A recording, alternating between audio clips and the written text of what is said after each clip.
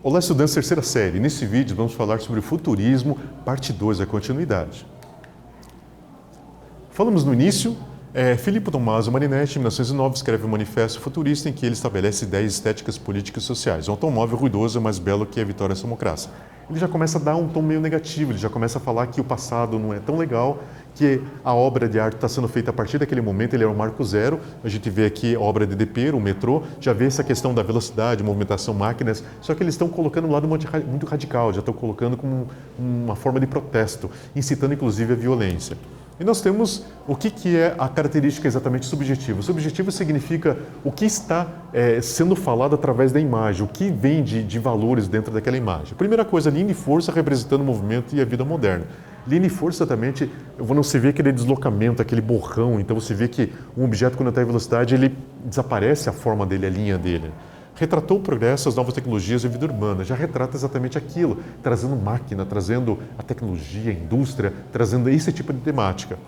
Dinamicidade, sensação de movimento das pinceladas. Aquilo que eu falei, né? Ele faz a figura, está pronta a figura com a tinta fresca, ele pega um pincel seco e pum, espalha aquela tinta para trás, fazendo aquele borrão, dando a entender que aquele objeto ele se movimentou para chegar até aquele local. Então ele faz exatamente aquele deslocamento da figura. E valorização da criação do ser humano. Ele deixa bem claro que tudo que o ser humano cria, isso para eles é considerado arte, deixando o passado como uma coisa não tão importante, mas aquilo sim em diante seria importante na visão deles. E nós vemos que eles diziam que eram totalmente originais, que não tinha influência nenhuma, que eles eram o futuro, eram Marco Zero, estavam trazendo uma nova visão para o mundo, mas na verdade eles tinham um pezinho lá em várias influências. A primeira influência é divisionismo. Divisionismo, também chamado de cromoluminarismo, é uma técnica que usa o claro e escuro mediante a luz e sombra, à base de cores contrastantes, vibrantes, sem a passagem suave e degradê. Ou seja, essa aqui é uma obra de Georges Seurat, que é o pai do pontilhismo.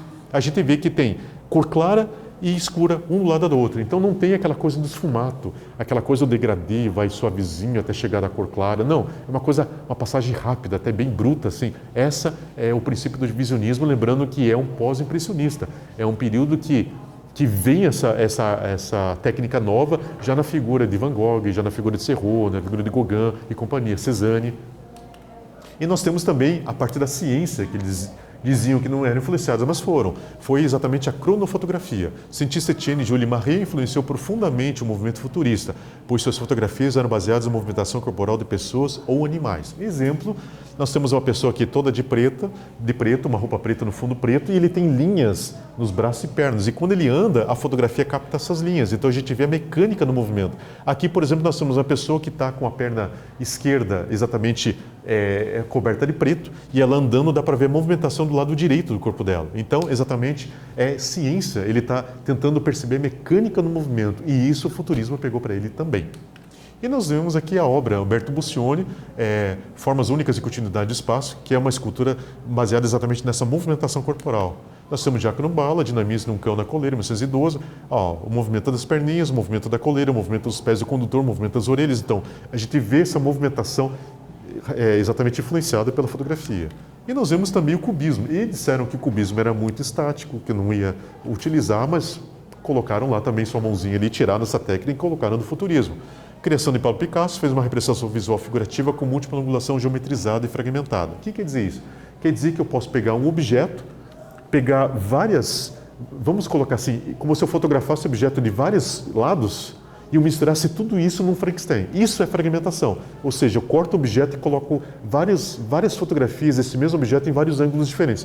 E eu faço um composê. Isso é exatamente a fragmentação. Usando elementos formais para a construção. Ou seja, eu vou usar linha, eu vou usar ponta, eu vou usar cor, tudo isso para formar uma imagem. Esse aqui é Pablo Picasso, Horta do Ebro, exatamente, é uma obra que traz bastante isso. E a gente vai ver aqui em diante que Umberto Boccioni, Dinamismo, um jogador de futebol, ele utiliza exatamente a multiangulação, mas ele utiliza também o quê? O divisionismo, cores claras e escuras. A cronofotografia, você tem uma movimentação. E o cubismo que a gente acabou de ver. Lembrando que aqui, essa obra é jogador de futebol, de 1913. Agora, desafio vocês, achem um jogador de futebol aqui. Aquilo que falou, movimentação distorce a imagem. Beleza, pessoal? Nesse vídeo nós falamos sobre futurismo parte 2. Espero que vocês tenham gostado. Até breve. Tchau, tchau.